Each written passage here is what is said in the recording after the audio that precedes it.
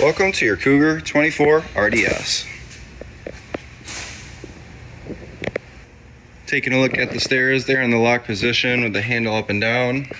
I have these little tabs that go behind the frame. So when I turn the handle, opens the tabs, allows you to release the stairs. And then on the stairs, you're gonna have these little pins, which you'll be able to take out right there for different ground clearances, for different heights for the stairs, different campgrounds that you're at. And then to release,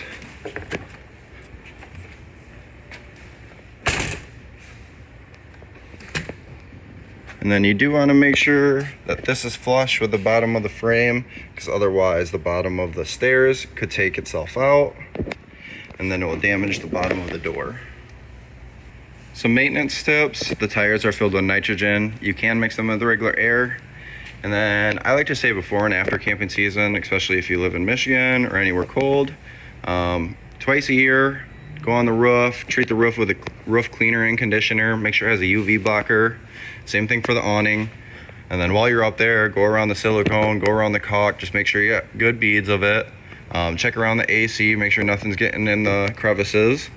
Twice a year, you're going to want to wax the trailer if you don't get the exterior protection. That's going to help delam, decolorization. Wheel bearings to be repacked, 2 years or 6,000 miles.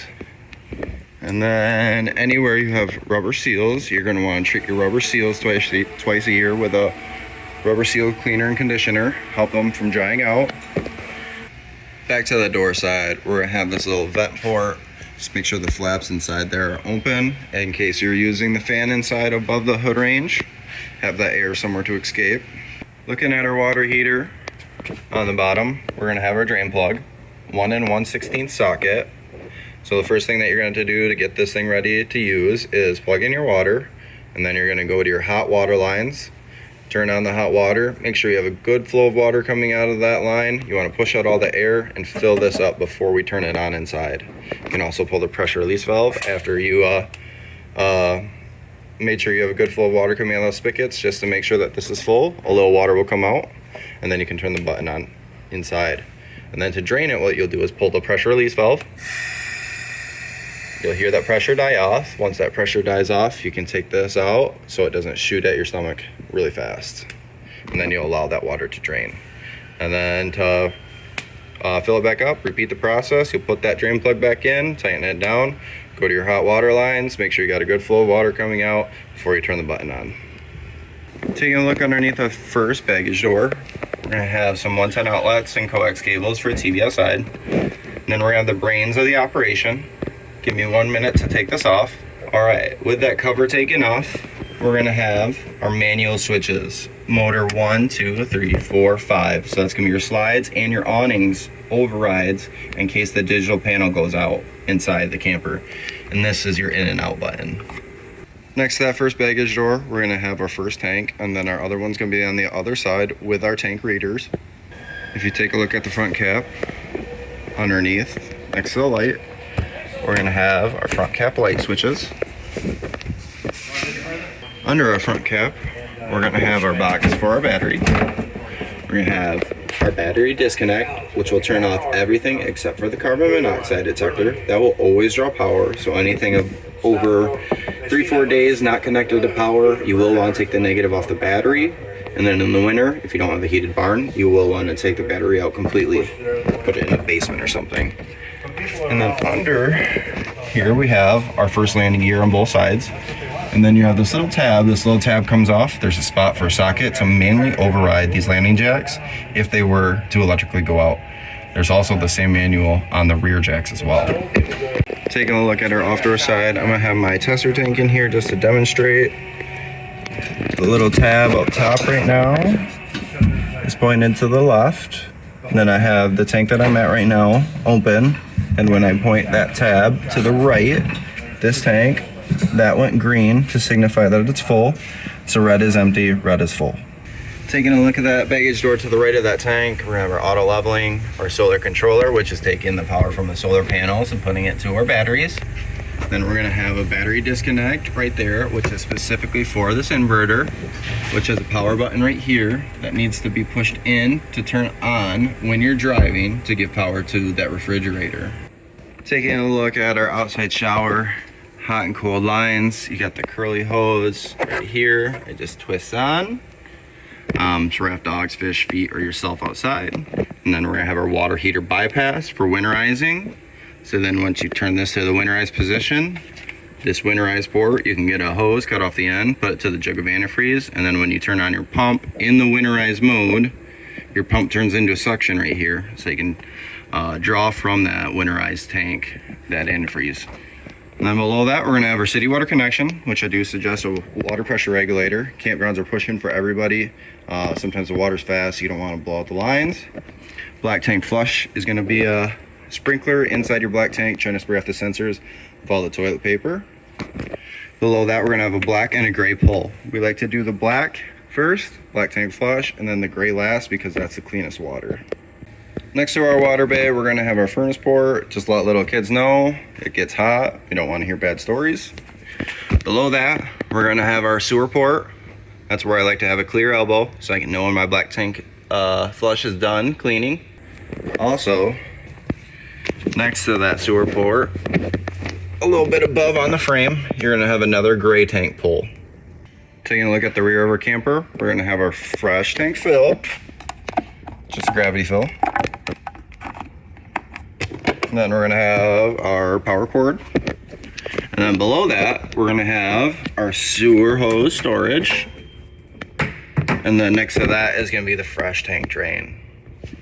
You do have a hitch installed, and it is rated for 3,000 pounds. Your backup camera ready. You just have to take that faceplate off and replace it with the backup camera. There's a cord for a plug and play behind it. You have to put the monitor in your cigarette lighter, turn your running lights on the vehicle for the monitor and the camera to pair up. If we take a look at our awning, the very top right corner, we're gonna have a little hole inside there. There's gonna be a spot for a socket to manually override that awning in case it electrically goes out. Taking a look at our control board, we're gonna have zeros as our password. But you can at any moment, even when the lock is on, you can turn on your water pump, your water heater, or your interior lights. I'm not gonna turn the water heater on because I don't have any water through the system yet. So once you have a good flow of water coming out, and then you can turn that button on. Lights grow as the tanks fill up. Black, don't wait till full. HVAC, you got the front, so it's just gonna be AC and fan. And then the living room is gonna have your heat. You can set up a schedule by hitting the hourglass.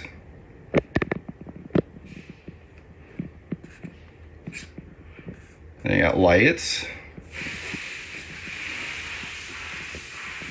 We got slides and awning, in and out. The power just dies off once you are fully out for your slides.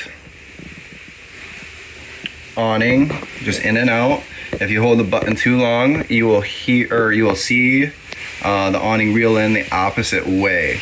So once you see the tube, your awning is fully out. And then settings, you have Bluetooth so you can hook up to your phone. It's in command on the App Store. And then password, you can change that password and everything. For the radio, stations are gonna be wherever you are. You got zones 1 and 2. 1 is inside, 2 is outside. It does have Bluetooth, so you'll be able to hook up to your phone. USB is right next to that. And you got a space heater. These things actually pump out a ton of heat. You can change the colors. And then you got next to the colors, you got this little 3 wavy symbol. That's your heat. And then the arrows will change the temperature of what you would like it to be. And then you can put a timer up to 8 hours. For the stove and oven, this is your igniter on the left. It constantly turns to the right, does not go to the left. It's fastest to light these 3 before the oven if you're going to use the oven. That's the longest gas line, so it does take a couple minutes to light the oven. What you do is hold it to the pilot light symbol, hit the igniter, light the flame. And for the oven, what you'll do, Push it in on the pilot light symbol. While you're pushing in, hit the igniter until that flame underneath there turns into a flame. Once it's a flame, then you can release and go to the desired temperature that you would like it to be at. Keys, purple ones are the front door, grays are the baggage door, and then your silver key is gonna be that water fresh tank area. Most people can handle the microwave. If you do need a reference or more information on that, find the manual packet and go through that. Below your stove, we're gonna have our breakers and fuses, labeled just like a house. And then I would definitely bring some of the 12-volt fuses with you. And then next to that, we're gonna have our carbon monoxide detector. There is a reset button if you know there's no gas in here. Again, that always draws power as a safety feature from the batteries. All right. Got that leaning up against the couch, so I hope that stays, but I'm gonna try and demonstrate this. It goes on like a triangle. Got this little lock on the side. You push that lock out, then you push to your right. Brings the table down. And then you're just gonna hang the table on these little cleats. Look like that all set up, and then you use the rest of the cushions to create the rest of the bed. Your controls for heat, massage, and the lights.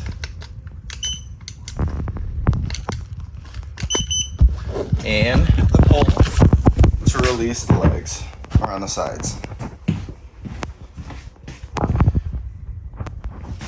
Taking a look at our fridge, got a power button. Hold that for 5 seconds to turn the fridge on and off. Plus and minus, 5 is the coldest. Yeah, fridge settings, freezer settings, and then nighttime mode, which makes it more quieter, runs for 8 hours. Stepping up toward the bathroom, light switches. It is a foot pedal. You want to push down on the pedal, put about 1 gallon of water into the tank every time you're using it until you're 2/3 full, and then clean it out, and then repeat the process, put some more water in it, and make sure you put toilet chemical in there as well. That will break down solids and smells. USBs and 110s underneath on each side, light switch, and TV hookups on the wall. Your trailer also comes with a tire pressure monitoring system. This is an external device with a charger inside that you can charge up here and there, so you can check the tires, make sure you don't have low air pressure, because if you do, you are losing gas mileage. Just in case I missed it, your low point drains to your hot and cold line are directly in the middle of the coach. Next to our water bay, we have our solar hookup if you want another solar panel, and then you have your TV and satellite hookups. For your awning, once it's fully out, you'll be able to see the tube at the end. If you hold the button too long, it'll reel in the opposite way. And then pitch it for the rain, what you'll do is bend in this elbow or that elbow if you'd like the rain to fall the other way. And then it's just in and out.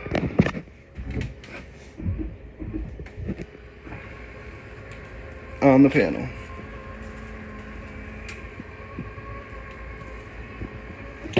They say you can reel it in bent like this, but I'll push it straight a little bit before I really reel it in. Also on the top right corner of your awning cap, you're gonna have this little black circle tab.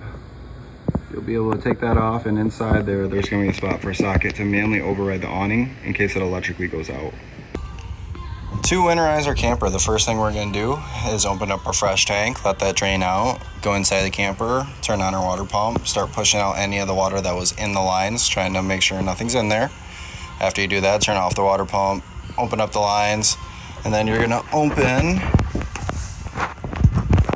one second, right down here.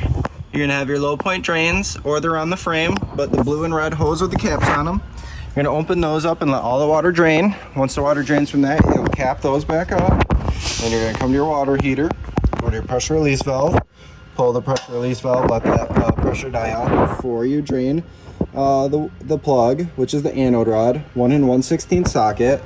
So pull that out, drain that, and then you're gonna come inside here and you're gonna change your water heater bypass to on, your winterize to on, which will turn the winterize port into a suction, so you can get a hose, cut off the end of it, put it to the jug of antifreeze, and go to every source of water and make sure you have good paint coming out of those lines to winterize the trailer.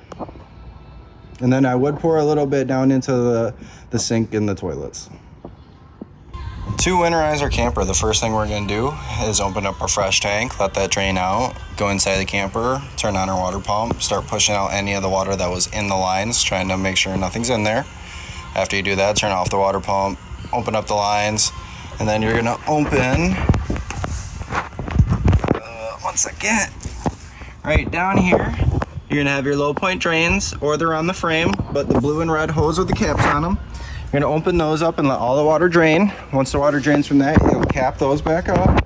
Then you're gonna come to your water heater, go to your pressure release valve, pull the pressure release valve, let that pressure die off before you drain the plug, which is the anode rod, 1 1/16 socket. So pull that out, drain that, and then you're gonna come inside here and you're gonna change your water heater bypass to on, your winterize to on, which will turn the winterize port into a suction, so you can get a hose, cut off the end of it, put it to the jug of antifreeze, and go to every source of water and make sure you have good paint coming out of those lines to winterize the trailer. And then I would pour a little bit down into the sink and the toilets. 24RDS by Keystone Cougar.